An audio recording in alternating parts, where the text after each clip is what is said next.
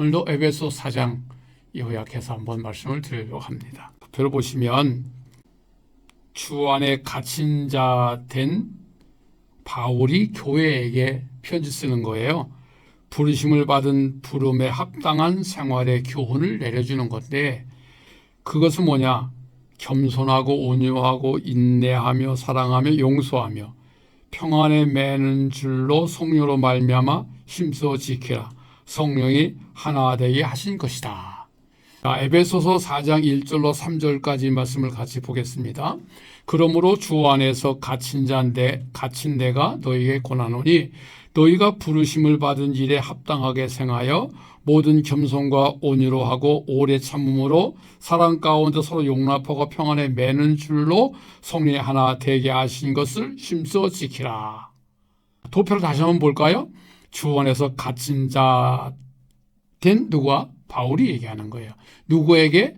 에베소 교인들에게 권고하기를. 그죠? 뭐라 권고해? 부르심을 받은 일에 합당하게 행하여. 하나님이 우리를 부르셨는데 그 부르심을 받은 일에 합당하게 행하여. 그 생활의 교훈을 말씀하는 거예요. 다시 말해 교회가 어떻게 살아가야 되느냐. 지난 말씀 교회가 뭐라고요?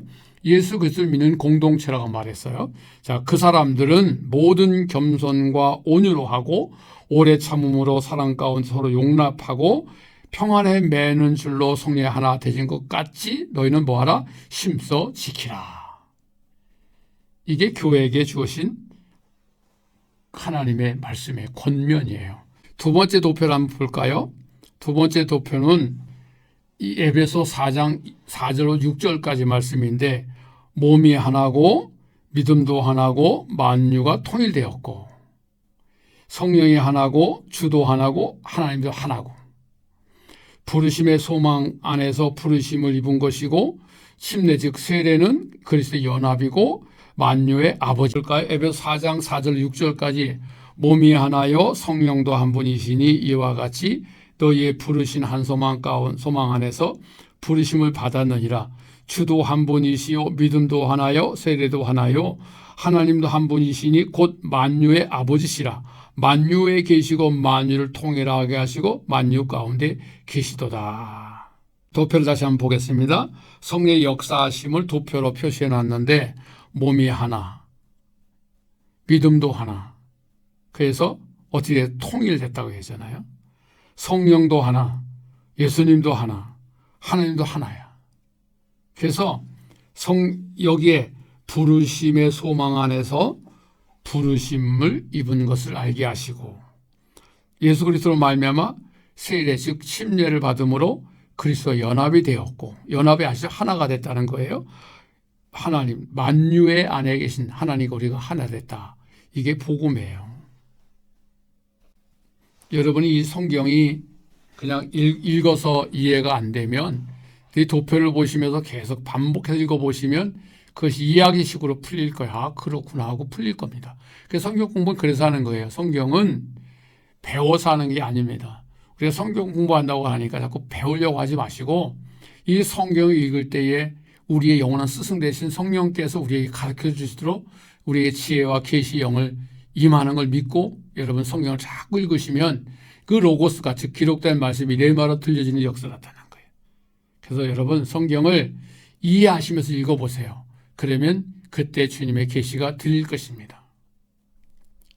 이번엔 에베소 4장 7절로 10절까지 말씀입니다. 한번 읽어볼까요? 우리 각 사람에게 그리스도의 선물의 분량대로 은혜를 주셨나니 그러므로 이르기를 그가 위로 올라가실새 사로잡혔던 자들을 사로잡으시고 사람들에게 선물을 주셨다 하였도다. 에베소 4장 7절로 12절까지 말씀을 도표로 그려놓은 거예요. 한번 도표를 보시면서 한번 이해하면서 성경을 보겠습니다. 승천하신 예수님으로부터 오는 선물. 그게 뭐냐면 만물 위에 충만하게 하시려고. 그건 뭘까요? 보혜사 성령입니다. 보혜사 성령이 내 안에 오심으로 말미암아 어떤 사람은 사도로, 어떤 사람은 선지자로, 어떤 사람은 복음 전하는 사람, 어떤 사람은 목사와 교사로 세웠으니 각각 하나님의 목적에 따라서 하나님께서는 우리에게 사명을 줬어요. 이걸 직분이라고 말하잖아요. 자, 그 목적이 뭐냐면 성도를 온전케 하려고 봉사일을 하게 하시려고 또한 그리스도의 몸을 세우려고 이 세 가지의 목적을 가지고 우리가 사도로, 선지자로, 전도자로, 목사로, 교사로 세움을 받은 거예요. 그래서 교회 직분은 계급이 아닙니다. 몇 년 차가 아니라 각각 목적이 있구나. 그 목적을 말씀하는 거예요. 11절 12절에 보니까요. 그가 어떤 사람은 사도로, 어떤 사람은 선지자로, 어떤 사람은 복음 전환자로, 어떤 사람은 목사와 교사로 삼으셨으니 이는 왜 그러냐면 성도를 온전케 하며 그다음에 봉사일을 하게 하며 그리스도의 몸을 세우려 하심이라. 13절로부터 14절까지 보면 다시 한번 도표를 보겠습니다. 예수와의 연합이 되면 예수의 이름으로 우리는 침례를 받잖아요. 그래서 영적으로 성숙해지는 거예요. 태어났으면 자라나듯이 성숙해지는 거예요. 그 성숙해짐으로 말미암아 예수를 믿는 일과 예수를 아는 일에 하나가 되어서 예수의 장성한 분량까지 자라나는 거예요.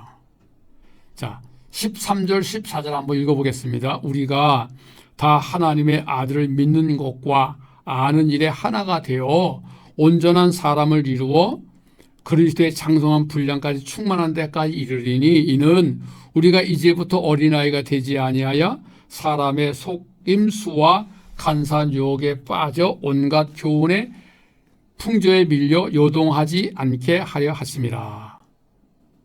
우리가 예수님을 영접하고 바로 거듭 태어났다고 해서 그거 완벽한 자가 아니에요. 그런 사람들이 무리가 모여서 그 무리들이 하나님을 믿는 것과 아는 일을 우리가 하나가 돼서 이제 온전한 사람을 만들어줘서 그 다음에 그리 장성한 분량까지 충만하게 자라는 거예요. 교회가 뭐냐? 그 영적인 태어난 사람을 자라도록 함께 도와주는 거야. 그 직분자가 목사, 전도자, 사역자들이 있는 거예요. 우리는 이 교회라는 걸 우리는 잘 알아야 돼요. 교회는 내가 마음에 드는 데 가서 이렇게 예배드리고 은혜 받았다고 자기 마음대로 왔다 갔다 하는 그건 예배당 다니는 사람들이잖아요. 예배당 다녀가지고는 구원을 못 받아요. 예수를 믿고 교회를 이뤄야 구원받는 거예요. 교회의 역할을 한번 봐요. 교회가 뭔지 교회 역할을 봐요. 우리가 다 하나님의 아들을 믿는 것과 아는 일에 하나가 되어 온전한 사람을 이루어 그리스도의 장성한 분량까지 충만한 데까지 이르리니 그러므로 이는 우리가 이제부터 어린아이가 되지 아니하여 사람의 속임수와 간사한 유혹에 빠져 온갖 풍조에 밀려 요동하지 않게 하기 위해서 우리는 공동체를 만드는 거예요. 오직 사랑 안에서 참된 것을 말하며 우리는 범사에 그에까지 자라라. 참된 게 뭘까요? 이렇게 두 가지로 말씀드릴게요. 주 너의 하나님을 사랑하고 내 이웃을 내 몸같이 사랑하라. 이게 참된 거예요. 이 참된 것을 가지고 예수 사랑 안에서 어떻게 하자고요? 예수님까지 자라나는 거예요. 예수님을 닮아가는 거예요. 그분이 우리의 머리시고 그분이 우리의 몸이시고 우리는 지체하죠. 손가락, 눈, 코, 입, 지체. 우리는 거기에요. 그래서 서로 연합을 해가지고 한 몸을 이룬 거예요. 이게 교회입니다. 그러므로 교회는 크고 낮고 높고 낮음이 없는 거예요. 선생도 없는 거고요. 교회는 높고 낮음이 없어요. 예수님께서 너희는 다 형제이라 말씀한 거예요. 그래서 교회 와서 몇 년 차 선배 이런 거 없어요, 여러분. 교회 안에서는 한 형제 안에서 서로 지체가 된 거예요. 자, 우리가 도표를 보고 한번 예수 안에서 성장하는 과정을 제가 설명을 해드릴게요. 이방인의 허망을 버리고 총명이 왜 그러냐면 총명이 어두워지고 무지해지고 굳어진 마음 때문에 하나님의 생명이 떠나기 때문에 저희는 이방인의 허망을 버려라. 예수 밖에 있는 욕망과 허망 이 모든 것을 버려라. 그래서 감각 없는 자가 돼. 거기를 따라가면 감각 없는 자가 방탕하여 방임하고 더러운 것에 욕심을 내기 때문에 결국은 사단의 지배를 받을 수밖에 없는 걸 말해요. 그래서 버려야 돼.